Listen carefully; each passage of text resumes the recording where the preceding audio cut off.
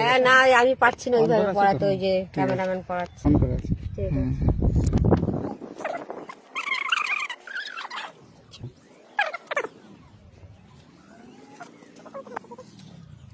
হ্যাঁ হ্যাঁ আচ্ছা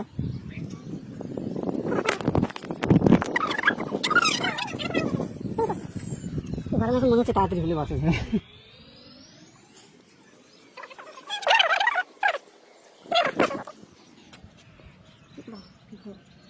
এটা তো বগলে তলে দাও। হ্যাঁ দিদি দিদি তো মেসেজ করে দিই এবার সেটা করলাম।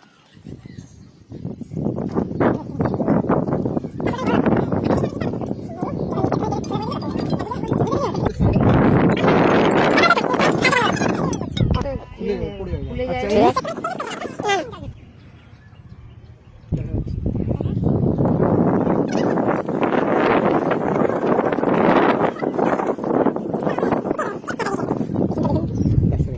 সো গাইজ এখন আমরা এখানে শ্যুট করব, তো এখানে চলে এসেছি, এই যে এই লোকেশনটাতে শ্যুট করব।